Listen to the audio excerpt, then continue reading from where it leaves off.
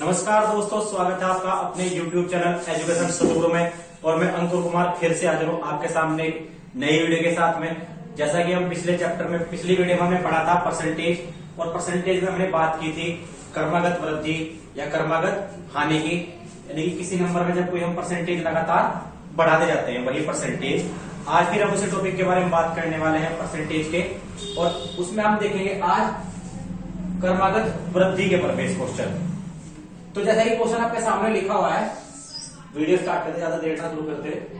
यदि किसी शहर की जनसंख्या में 10% की वृद्धि होती है प्रतिवर्ष उस शहर की जनसंख्या में क्या होती है? 10% की वृद्धि होती है। वर्तमान में शहर की जनसंख्या 9680 है। कितनी है? 9680। तो 2 वर्ष पूर्व शहर की जनसंख्या ज्ञात करें। तो इस प्रकार के क्वेश्चन में क्या है, क्रमागत 10%, 20% या फिर कोई भी परसेंटेज लगातार बढ़ाएगा और आपसे तो 2 वर्ष पहले की दे के बाद की पूछ लेगा, या फिर 2 वर्ष बाद की दे करके पहले की पूछ लेगा। तो इस प्रकार के क्वेश्चन को हम क्या कैसे करेंगे देखते हैं। सबसे पहले हमें शहर की जनसंख्या पता नहीं होनी चाहिए कोई, हमें क्या होना चाहिए? शहर की जनसंख्या को कुछ ना कुछ मानना पड़ेगा, यानी कि उसके बारे में पता होना चाहिए, तभी हम उसमें 10% की क्या करेंगे? वृद्धि करेंगे। तो मैंने शहर की जनसंख्या को मान लिया, माना शहर की जनसंख्या वर्तमान में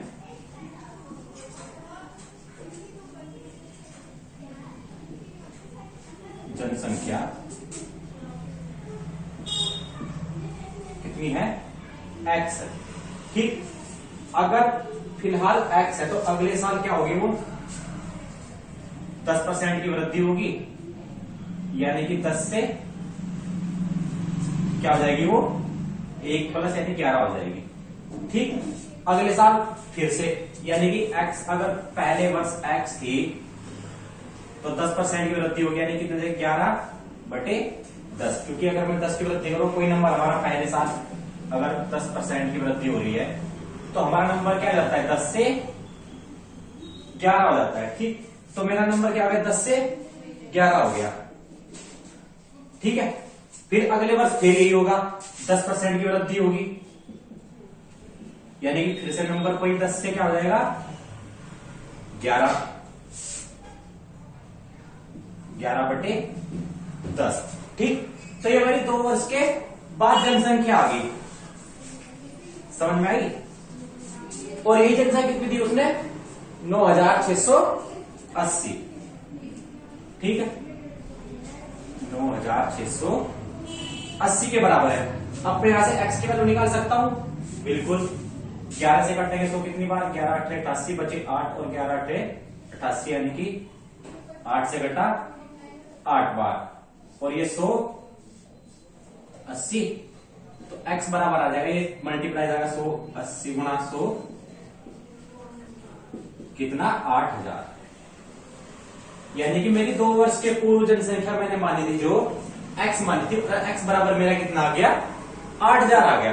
तो ये तो देखा हमने क्वेश्चन को करने का तरीका। एक और तरीका देखते हैं इसका, जिससे ही क्वेश्चन को हम आसानी से सोल्व कर सकते हैं। तो अगले तरीके से देखते हैं इसको एक और।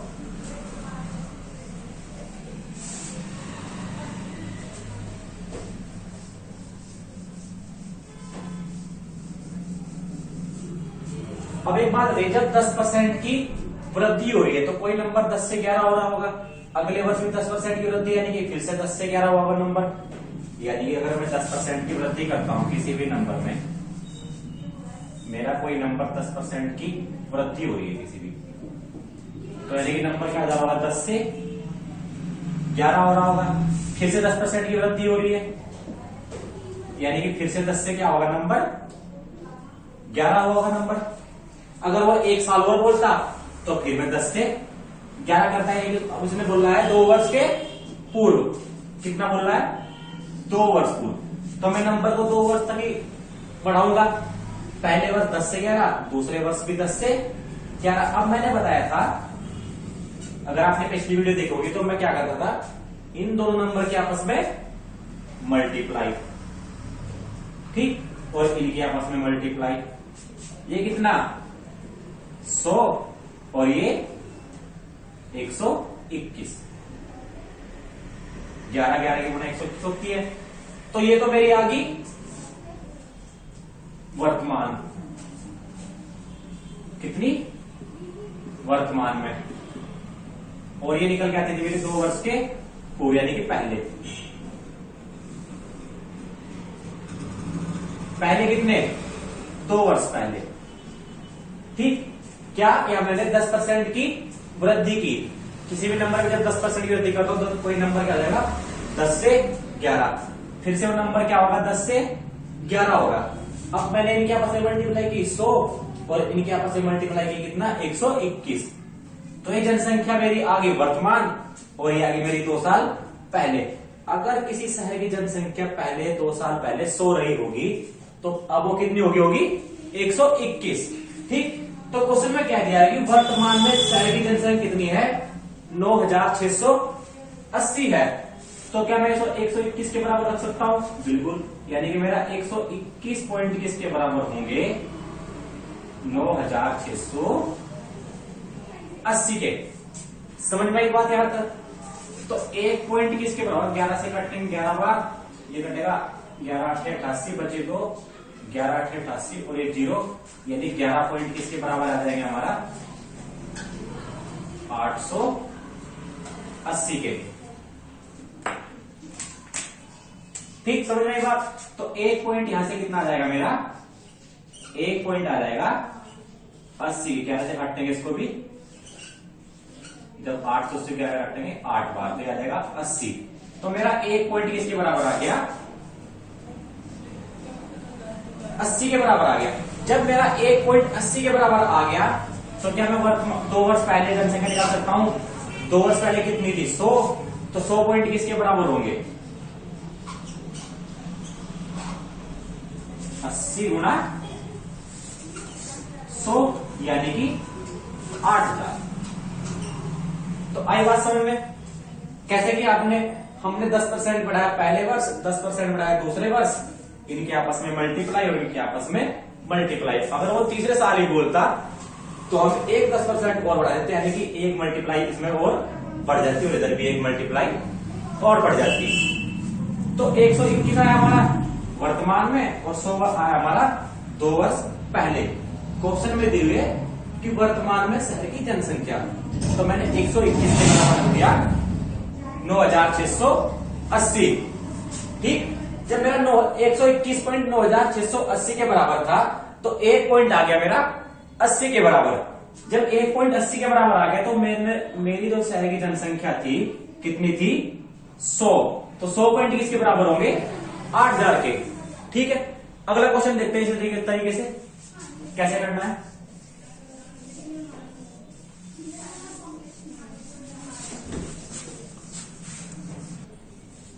तो अगला क्वेश्चन देखते हैं हम। अगला क्वेश्चन क्या है हमारा, यदि किसी पेड़ की ऊंचाई 16.2/3% प्रति वर्ष बढ़ती है, 2 वर्ष के बाद ऊंचाई कितनी होगी यदि वर्तमान में 360 मीटर ऊंचाई हो। उसने क्या दिया कि वर्तमान ऊंचाई दी है और 2 वर्ष के बाद पूछे ऊंचाई यदि 16.2/3% की प्रति वर्ष वृद्धि होती हो। तो इसको भी दोनों तरीके से करके देखते हैं हम। सबसे पहले इस बार उसने ऊंचाई दी है, वो कितनी दी है 360 मीटर वर्तमान।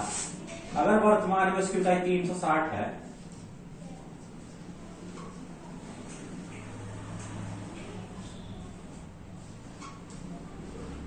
तो 16.2/3% प्रतिवर्ष बढ़ रही है। इसका मतलब क्या है 16.2/3% बढ़ रही है, यानी कि 6 पर कितनी बढ़ रही है 1, 6 से कितनी हो जा रही है 1, यानी कि 7/6 प्रत्येक वर्ष 7/6 हो जा रही है। अपनी लंबाई का हर वर्ष 7/6 हो जा रही है, यानी कि पहले वर्ष 3 तो ज्यादा कितनी हो जाएगी वो 7/6। फिर से अगले वर्ष ऐसे ही होगा, अगले वर्ष कितनी हो जाएगी, ये तो हो गया फर्स्ट ईयर यानी पहले साल, तो दूसरे साल भी कितनी हो जाएगी 7/6।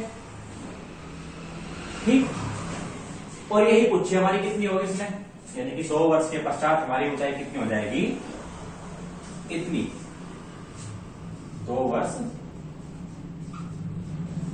बाद, अगर ये क्या है वर्तमान में, ठीक।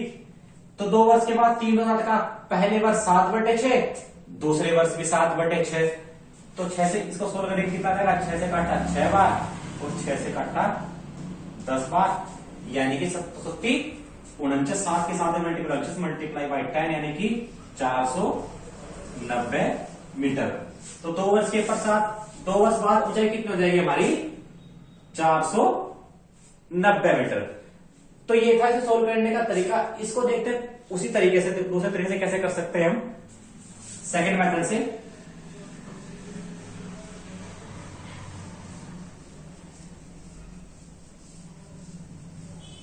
अगर मैं 16 सही 2/3% की बात कर रहा हूं, तो यानी कि 1 वर्ष बाद संख्या अपने आप का 7/6 हो जा रही होगी, ठीक है। 7/6 हो रही, 16 सही 2/3% की वृद्धि, परसेंट की वृद्धि, यानी कि पहले वर्ष कोई नंबर क्या होगा, 6 से 7 हो जाएगा। अगर वर्तमान में 6 है तो अगले वर्ष 7 हो जाएगा। ऐसे ही फिर से अगर वो वर्तमान, फिर से 16 सही 2/3% की वृद्धि, यानी कि अगर कोई नंबर वर्तमान में 6, अगले साल फिर से 6 है तो 7 हो जाएगा। तो मैं क्या करता हूं, इनके आपस में मल्टीप्लाई, इनके आपस में मल्टीप्लाई, ठीक। ये 6 6 36 और ये 49, ठीक है। ये कब होगी, ये होगी इसके 2 वर्ष के पश्चात, यानी कि अगर कोई जनसंख्या, कोई भी क्वांटिटी हमारी 36 है तो 2 वर्ष के बाद 49 हो जाएगी। और अभी कितनी है वो 36, यानी कि पहले और ये बाद में, ठीक। तो पहले यानी कि अभी कितनी है 360, तो मैं कह सकता हूं कि 36 पॉइंट किसके बराबर होंगे मेरे, 360 के। यहां से 1 पॉइंट किसके बराबर आ जाएगा, 10 के। जब मेरा 1 पॉइंट 10 के बराबर आ गया तो बाद में यानी कि 2 वर्ष के बाद, 2 वर्ष बाद में कितनी हो जाएगी वो 49। तो 49 पॉइंट के लिए निकाल सकता हूं मैं बिल्कुल। तो 49 किसके बराबर होगा मेरा, 490। सीधे सीधे 10 से मल्टीप्लाई कितना है, 490 मीटर। तो आई बात समझ में। किसी भी संख्या में क्रमागत वृद्धि होती हो तो हम सवाल को कैसे सोल्व करते हैं। अगला सवाल देखते हैं जहां पर वो क्रमागत वृद्धि या क्रमागत हानि बोल दिया आपको करने के लिए, कैसे सोल्व करेंगे। अगला क्वेश्चन देख लेंगे। और अगर अभी तक आपने हमारे YouTube चैनल को सब्सक्राइब नहीं किया हो तो हमारे YouTube चैनल को, एजुकेशन सतगुरु को सब्सक्राइब जरूर कर लें। और हमारे आने वाले से वीडियो आपको चैनल पर मिलेगी, अपलोड करते रहेंगे हम डेली एक नया टॉपिक। अभी हमारा टाइम एंड वर्क कंप्लीट हो गया है और ये हमारा परसेंटेज चल रहा है। तो अगला क्वेश्चन है हमारा, पहले क्वेश्चन तो हमने ये 3 क्वेश्चन किए, वो किए हमने वृद्धि पर। इस बार क्वेश्चन है हमारा कमी यानी गिरावट आती है। तो क्वेश्चन है कि मशीन के मूल्य में प्रतिवर्ष 25% की गिरावट आती है। 25% गिरावट आती है यदि वर्तमान में मशीन का मूल्य 4000 रुपए हो। कितना, 4000 रुपए हो तो 2 वर्ष के पश्चात मूल्य क्या होगा। ठीक, देखते हैं कैसे करते हैं। सिंपल तरीका लगाएंगे इसमें हम वही 25% की फ्रैक्शन क्या है हमारी, 25% की फ्रैक्शन होती है मेरी 1/4। अगर अभी भी आपने हमारी पहली वीडियो नहीं देखी जिसमें मैंने फ्रैक्शन के बारे में बताया है पार्ट 1 परसेंटेज का, तो जाइए हमारे पार्ट 1 को देखे, जहां पे आपको समझ में आ जाएगा कि बार बार फ्रैक्शन जो लिख रहा हूं वो 1/4 क्यों लिख रहा हूं, या मैंने 16 सहित 2/3 की फ्रैक्शन पहले लिखी वो 1/6 क्यों लिखी। मैंने उस वीडियो पूरी डिटेल के साथ आपको बताया। तो अगर अभी तक आपने वीडियो नहीं देखी हो तो जाकर हमारा परसेंटेज का पार्ट 1 और पार्ट 2 देखिए। ठीक है, तो 25% की फ्रैक्शन है मेरी 1/4। तो इस बार क्या गिरावट आ रही है, अगर कोई संख्या 4 थी तो हमारी 1 कम हो जा रही है, यानी कि 4 में से 1 कम हो जाएगी। ठीक, कहने का मतलब ये है कि कोई संख्या अगर 4 थी तो कितनी हो जाएगी, तो 1 वर्ष के बाद 3। ऐसे ही फिर से दूसरे वर्ष 4 से 3, 2 वर्ष बोल रहा है तो 2 बार तक जाएंगे हम। अगर वो 3 वर्ष बोलता, 3 वर्ष के पश्चात, तो मैं 1 बार और यहां पर 4 से 3 कर देता। ठीक है, लेकिन उसने क्या बोला है कि 2 वर्ष के पश्चात, तो मैं क्या करूंगा, 2 बार कमी करूंगा, क्योंकि 25% की पहले साल आई होगी और 25% की दूसरे वर्ष कमी आई होगी। अब क्या करते हैं हम, वही मल्टीप्लाई, इनकी आपस में मल्टीप्लाई और इनकी आपस में मल्टीप्लाई। ठीक है, 4 चौक 16 और ये 36। आई बात समझ में। तो वर्तमान मशीन का मूल्य हमारा कितना है, 4000, और यहां अब कितना है, वर्तमान में अब कितना है 16, और बाद में कितना हो जाएगा, यानी कि मैं कह सकता हूं अगर वर्तमान में मेरा कोई मशीन का मूल्य 16 रुपए है तो बाद में वही मूल्य बढ़कर 3 हो जाएगा। गलती से लिखा गया 36 और 3 9 हो जाएगा, 9 पॉइंट। अगर अभी 16 है तो 2 वर्ष के पश्चात वो घटकर मूल्य कितना हो जाएगा, 9 हो जाएगा। ठीक है, मुझे दिया कौन सा दिया है मशीन का मूल्य, वर्तमान मशीन का मूल्य 4000, और मेरे हिसाब से कितना है 16 पॉइंट। तो मैं लिख सकता हूं कि 16 पॉइंट किसके बराबर होंगे, 4000 के। तो 1 पॉइंट किसके बराबर होगा, 4 से कटता 4 बार, 1 बार, और ये आ जाएगा 25, यानी कि 250। 1 पॉइंट किसके बराबर आ गया मेरा, 250 के। तो मैं 9 पॉइंट की वैल्यू निकाल सकता हूं यहां से, बिल्कुल। कितनी, 9 पॉइंट, यानी कि 2 वर्ष के बाद मेरा मूल्य होगा 9 पॉइंट, और 9 पॉइंट की वैल्यू होगी 9 गुना 250, 25 नंबर दिख नहीं रहा होगा, इधर लिख देता हूं।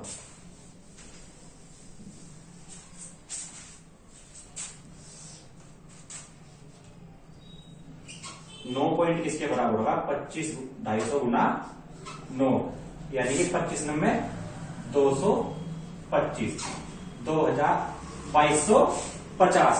तो मेरा 2 वर्ष के बाद मूल्य कितना आ गया, 9.2250। अगर वर्तमान में 4000 रुपए है मशीन का मूल्य, तो 2 वर्ष बाद घटकर कितना हो जाएगा, वो 2250। ठीक है, समझ में बात कैसे किया।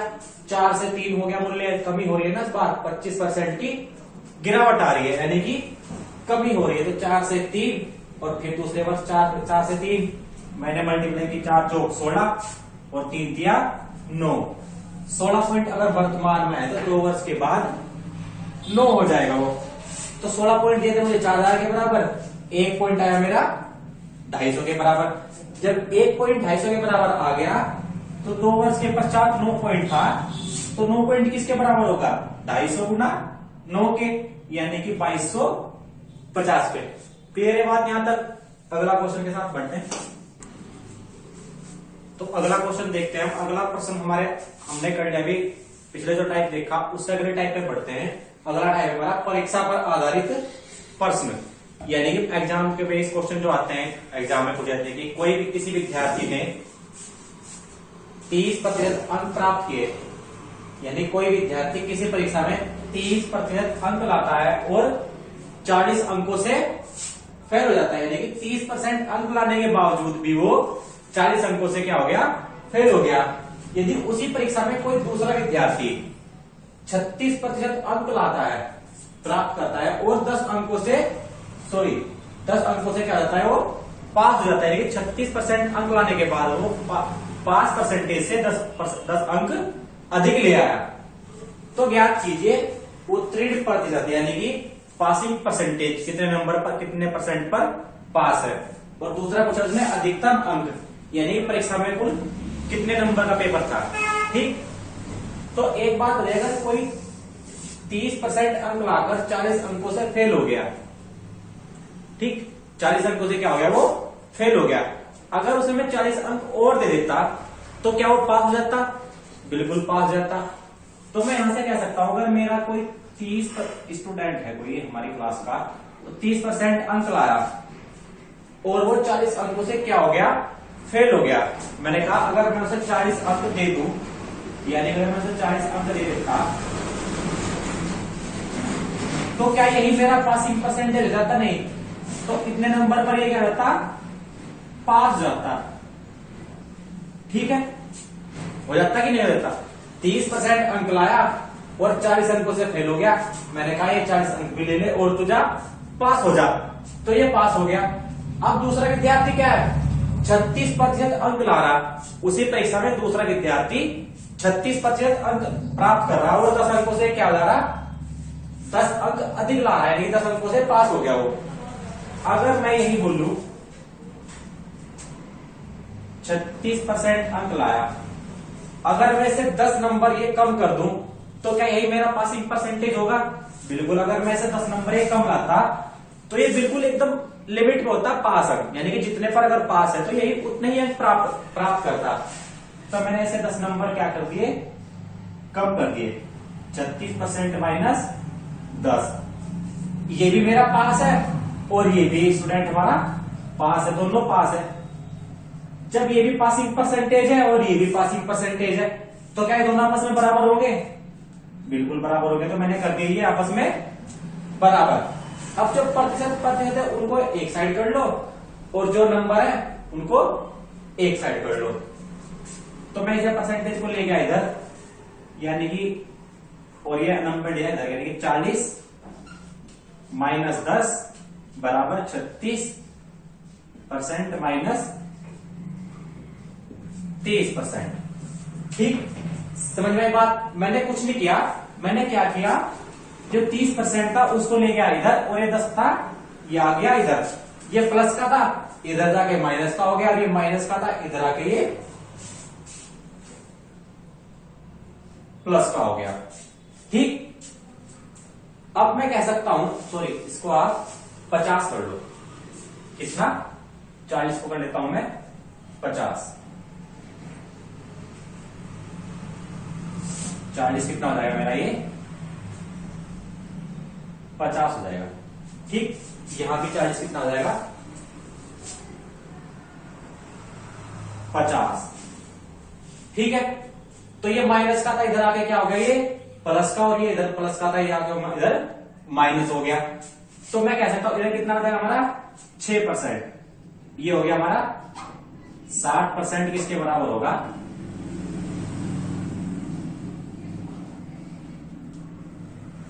6% के। और मुझे पता है किसी भी नंबर में हमेशा 100% अधिकतम मार्क्स होते हैं।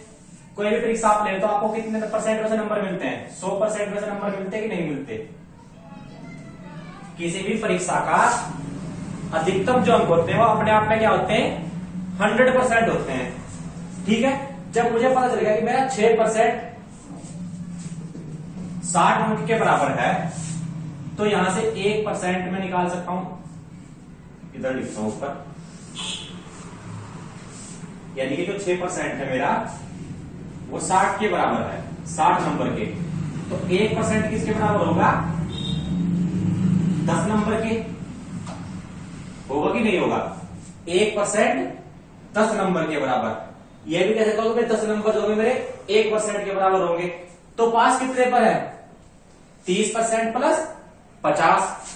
तो अगर मैं पहले क्वेश्चन का आंसर निकाल दूं, यहां से उत्तीर्ण परसेंटेज निकाल लूं, तो 30% में अगर मैं 50 अंक और ऐड कर दूं तो पास हो रहा था।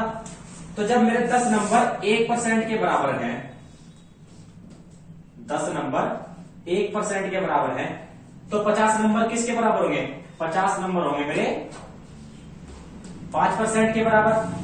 तो पास कितने पर था, 30 प्लस 5।